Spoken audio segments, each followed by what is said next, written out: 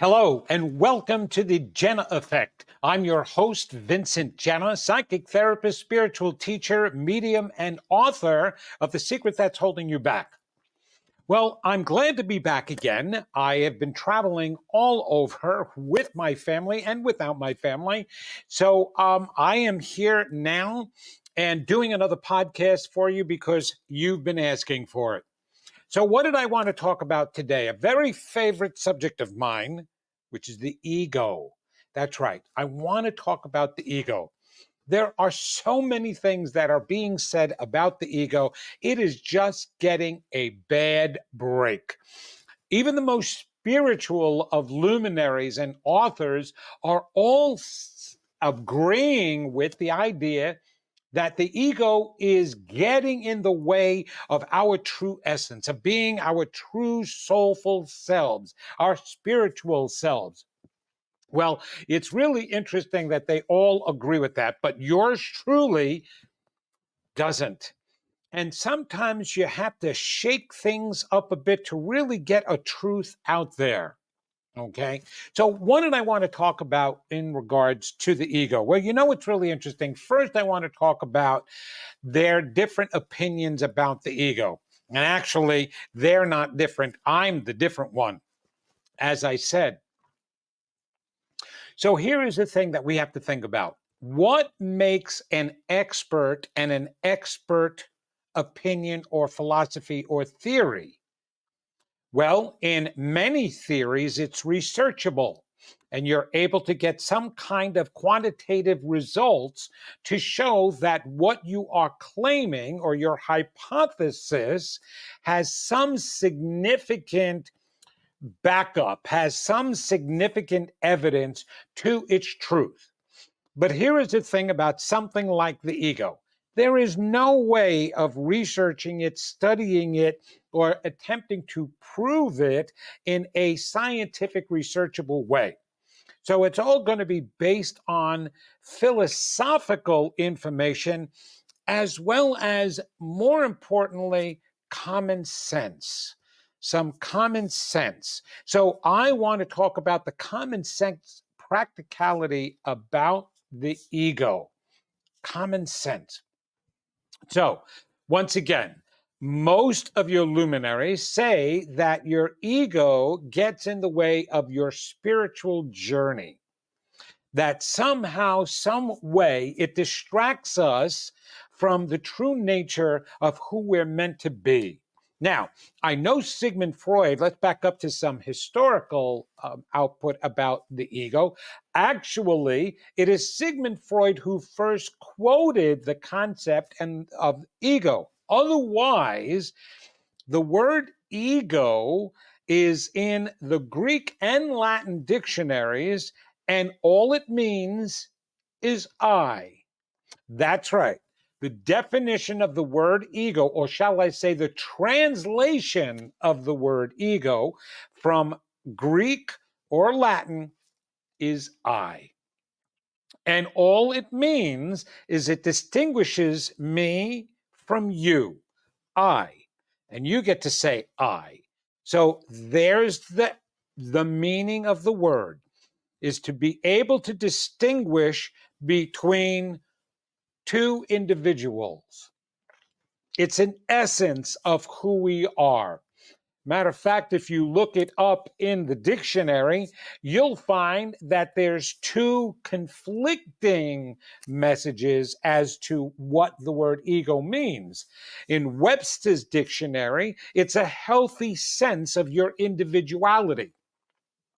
Now, in American Heritage Dictionary, it also says that it's a healthy sense of your individuality, but it also says an inflated sense, an unhealthy sense of who you are. So, how can it be healthy in one aspect and unhealthy in the same breath? So, they're even confused. And where did this confusion come from? Well, it actually did come from Sigmund Freud.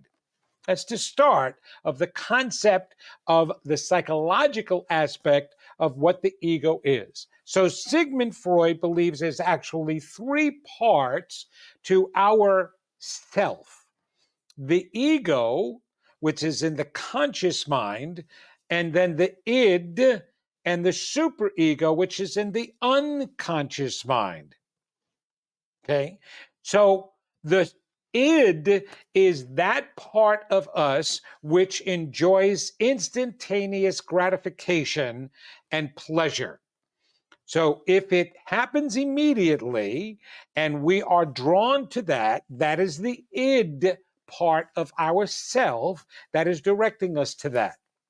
Now, the super ego is that spiritual or soulful part of us that says that it's not necessary to go towards the instant gratification because that may not be beneficial to us. So the super ego wants us to choose the more, shall we say, spiritual, more positive, the more productive, the more constructive choices. So the superego picks the good things. The id wants to self-gratification instantaneously, which is not always good. Obviously, things like substances and drugs and alcohol are instant gratification. Sex is definitely an instant gratification. Other things, gambling, things like that aren't always beneficial or productive, though there are some others that are, okay, more productive.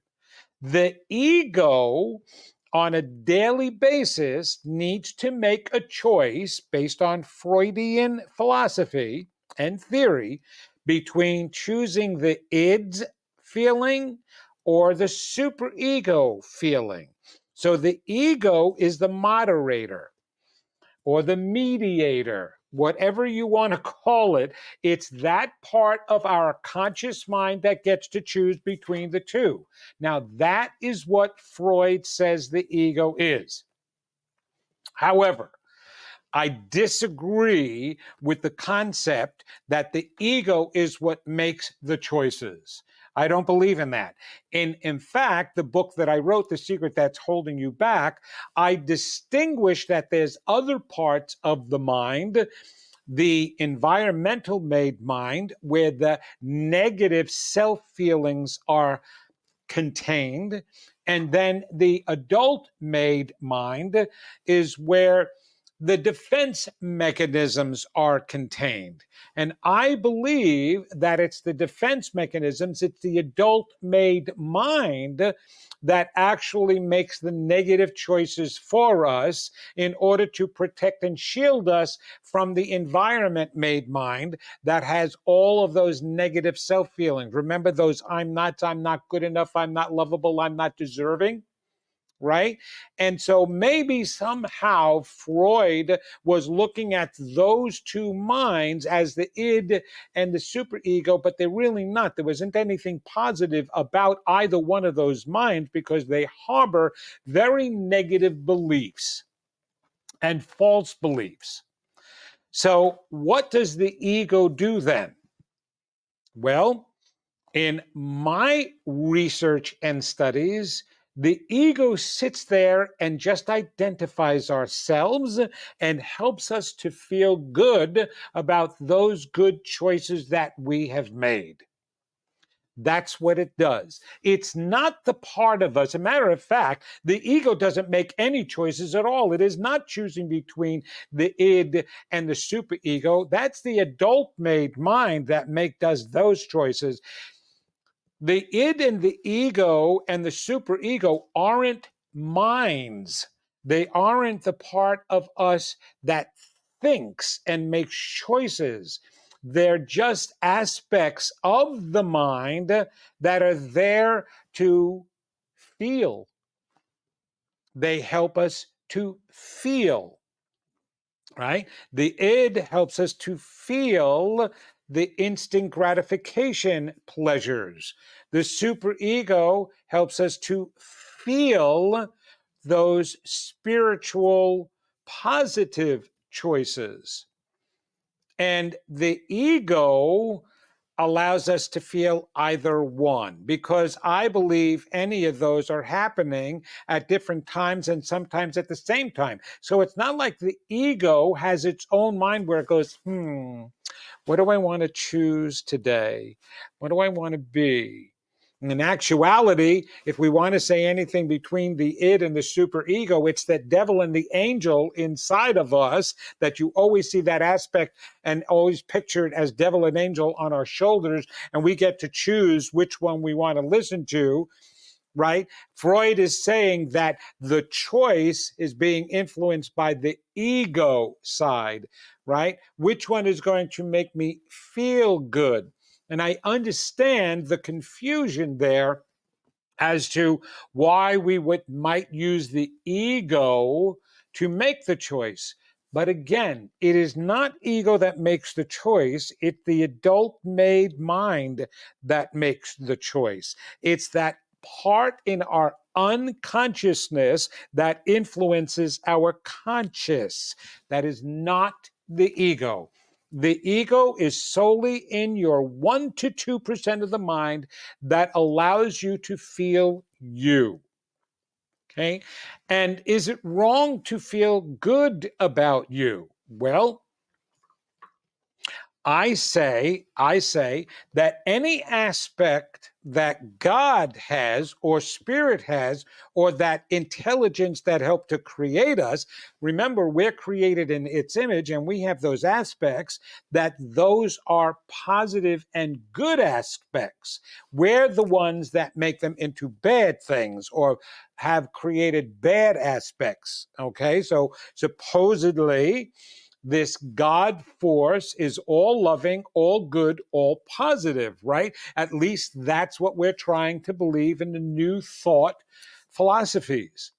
God is good. Therefore, every aspect of God is good. Well, let's examine that then for a moment. Let's examine that. And here's a question to think about. Does God have an ego? Well, that would imply that God has personal feelings.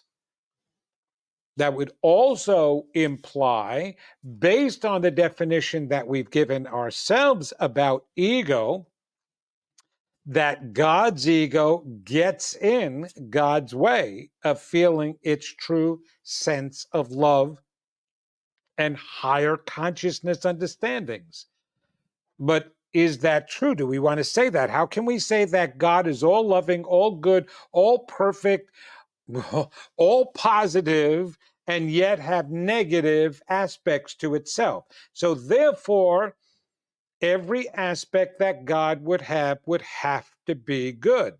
So again, I ask the question, does God have an ego? Well, let's see.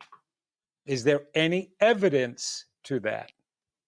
In fact, there is. So if I can show evidence to prove that God has ego, then and that all aspects of God is good, then that would mean that aspect of ourselves, that same aspect, would be good in us as well. Wouldn't that be true? Isn't that common sense? Right? Sherlock Holmes, deductive reasoning is what he would call it. You know, if A equals B and B equals C, then automatically A equals C as well. So if all aspects of God are good and we have all aspects of God, then that means all aspects that God have within us are also good. So now it's up to me to show whether or not God has ego. And you know what? That's going to be real easy.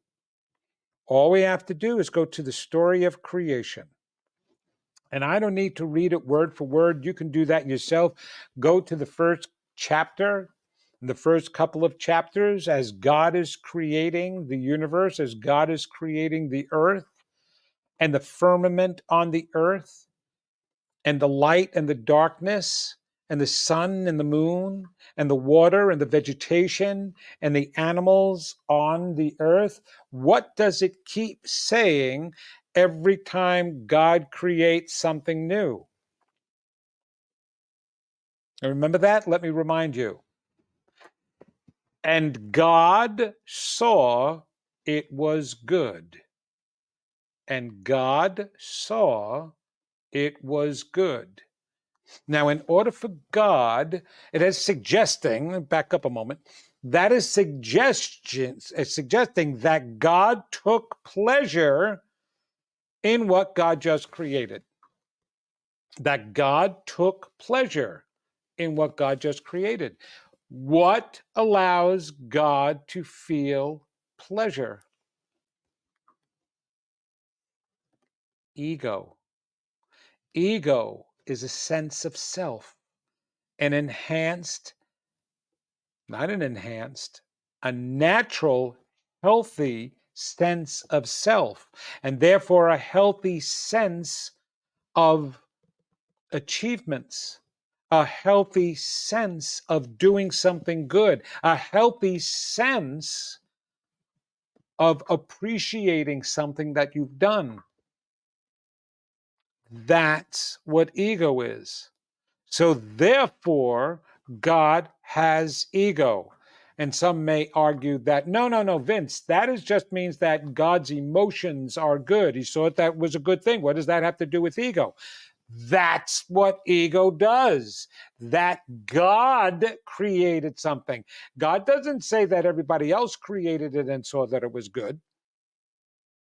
It created it. So let's change the pronouns. I created the firmament, and I created the lands and the seas, and I created the vegetation, and I created all the animals that are on the earth, and I saw it was good. I did a good job. Isn't that what is being said in third person? Just because you change the pronoun doesn't mean that it changes the value, right? So God saw it was good. Therefore, God has to have ego in order for it to appreciate what it just did. That's the purpose of ego. And I say that God and your ego are one, because it's healthy ego we need. All the problems that we have, all the ways that we are acting now that are not constructive, have nothing to do with the ego. In fact, it has to do with the lack of ego. Think about how our egos have been crushed. We are constantly corrected. We were constantly put down. We were constantly criticized for what we did or didn't do.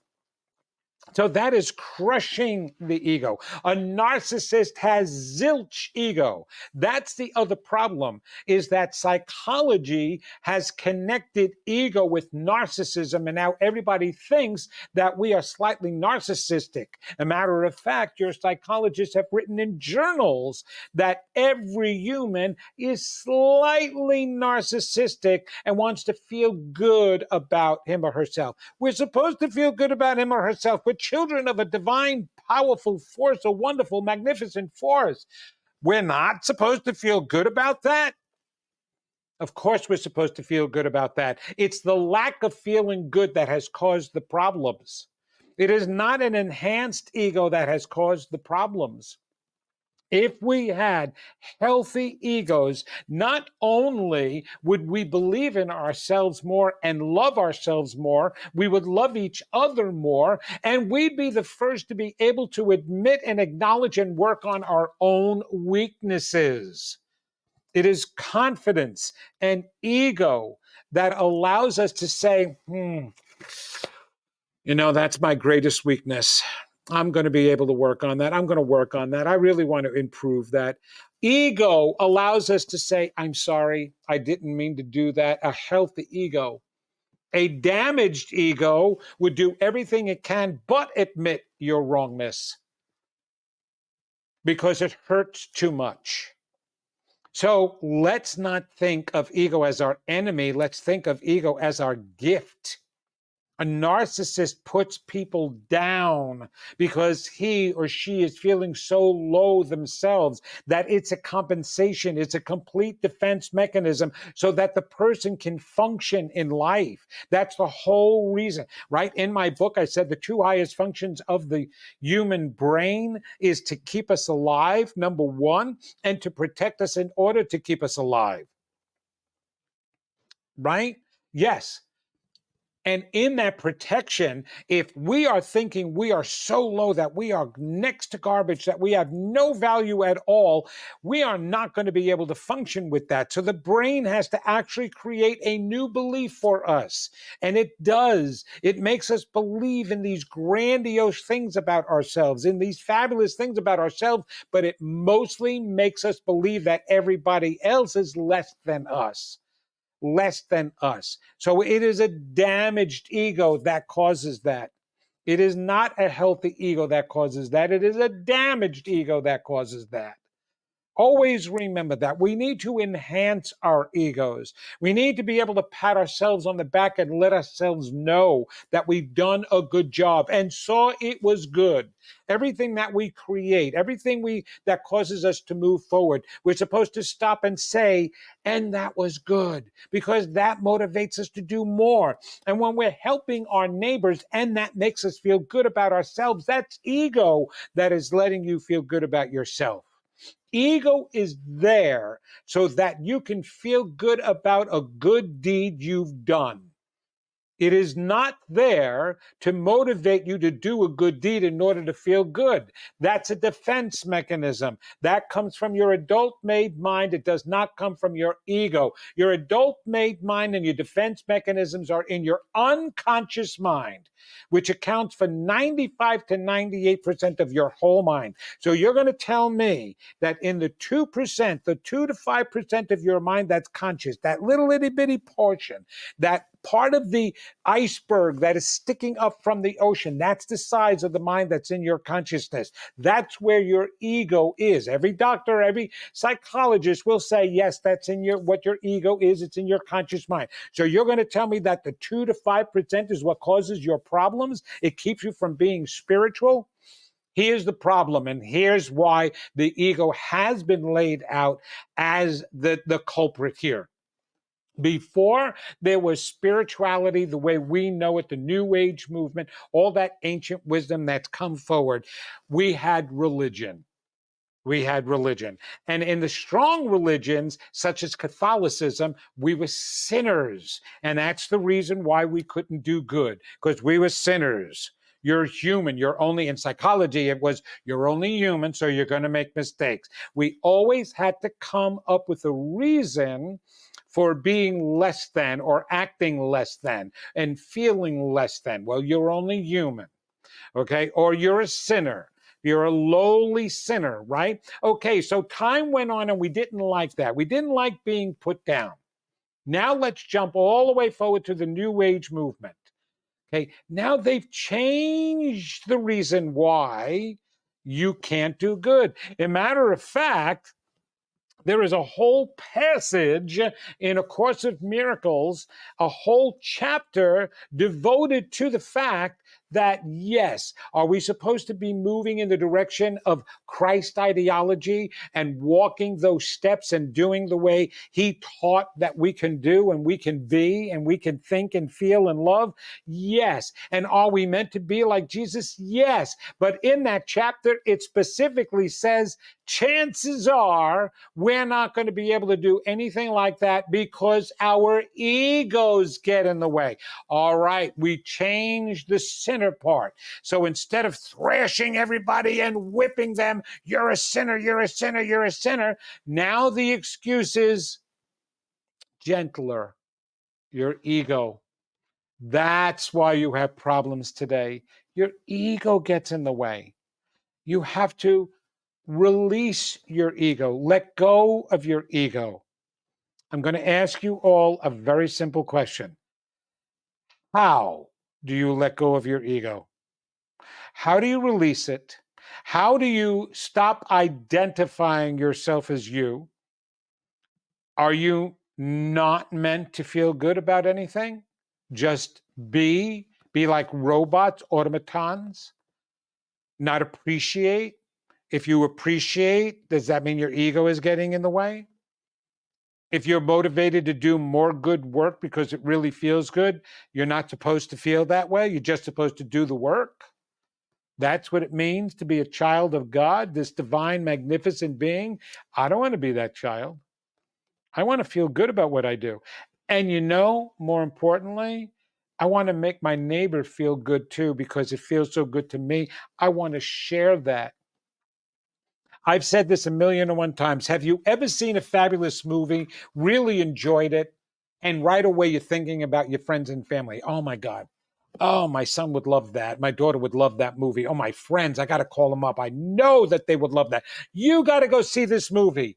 Yes, and when you go, I'll go with you, okay? I just want to go with you. I just had that experience. My friend saw a movie, called us up, told us it was so wonderful, and wanted us to go, but wanted to come with us at the same time. Because not only did they want to enjoy the movie again, they wanted to enjoy us enjoying the movie. That's what a healthy ego does. It feeds you the motivation to make yourself do good, to feel good, and then to do for others too, to feel good again. Is that so terrible? Because that's what God did, and God created man and woman and saw it was good. Yes, and saw it was good. Go, do good, feed your ego, allow yourself to feel your goodness, your good choices, because that's the only thing that's going to motivate you to do more good things. Why on earth would you continue acting in a good way, making higher choices, if it isn't because you're getting the reward of feeling good in the life that you are creating? Do you really think that we're supposed to eliminate our feelings and just do good for the hell of doing good? Because somebody said that that's the right thing to do? Who said it was right? Oh, we want to say that God did by giving us the commandments. Why do you think God gave us those commandments? And in actuality, they were just guidances, guiding steps. You know what those commandments are for? I'll call them commandments because that's what we're used to. We're used to calling them commandments. Not only that, we're in the time of Passover, which is when those commandments came to us, right? Why were they given to us? Because all people were acting bad. Well, we constantly keep thinking of God in the Old Testament as this controller and ruler who wanted us to do things its way. Well, in actuality, let's go back to that loving God. Why would a loving God want to give us any kind of guidelines whatsoever? Think about those commandments. Thou shalt not steal, thou shalt not kill, thou shalt not commit adultery, thou shalt not lie. Think about them, go back to them, Google them if you don't remember them, and realize this. Every one of those commandments, when broken, make us feel bad about ourselves. Yes, everybody has a conscience.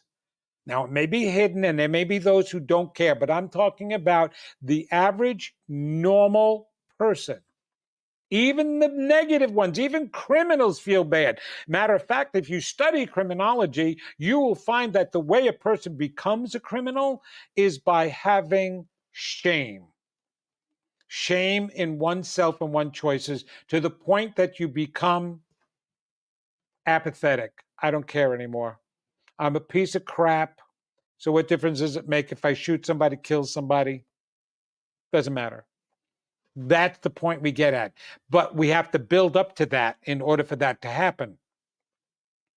But it's the conscience that makes us feel bad about a lower choice. So when you steal from somebody, believe it or not, that conscience will make you feel bad. If you lie, depending upon the type of lie that it is, remember there's white lies, that means there's dark lies. Sometimes you lie to protect somebody. Other times you're lying because you're hiding something that you know was not a good thing to do, because that makes you feel bad. Killing somebody makes you feel bad. So all of those commandments are to keep you from feeling bad about yourself. Because when you feel bad about yourself, you can't feel your godness. And if you can't feel your godness, you can't feel God. Go back to the movie that I told you about, The Lion King from Disney. That entire story is about our relationship with the God force and what happens when you get caught up in life, and the way we disconnected from the God force as Simba disconnected from his father. His father died. That is actually a metaphor as to a message there. So to Simba, his father died because he made bad choices. That's what he was feeling. He was feeling all of this guilt. That kept them separated. And as he grew up and became the adult, then finally the spirit of Mufasa comes to him and says the most important thing: you have forgotten who I am because you've forgotten who you are. You forgot that you're the one true king. You forgot that you are divine. You forgot that you are magnificent. And because you forgot you were magnificent and you're feeling guilty and you're feeling bad about yourself, you have forgotten me. You have forgotten our relationship. You have forgotten who you are and your place in your life and your magnificence and your divinity. Ego and healthy ego reminds you and allows you to feel your divinity and your magnificence. So go, enhance your ego, build your ego up, do things that make you feel good, and allow yourself to feel good about those good things. Make good choices for yourself so that you can feel good about what you've done. Hurting another person doesn't make you feel good. Turning around and saying, I don't care about you, doesn't make you feel good. Love, compassion, caring, kindness, that makes you feel good. Every God quality makes you feel good about yourself. That's the whole purpose of understanding the God qualities, not just so that we can act in that way, but so that we can feel in that way. So again, see that it is good because God did. And God and your ego are one. I'm Vincent Genna, your psychic therapist, medium, spiritual teacher, and author. Go get my book, The Secret That's Holding You Back, and learn to heal yourself and your ego. And I'll see you again back here, and we'll talk more about these deep subjects. So join me again on the Genna Effect. Take care for now, and God bless. It already has.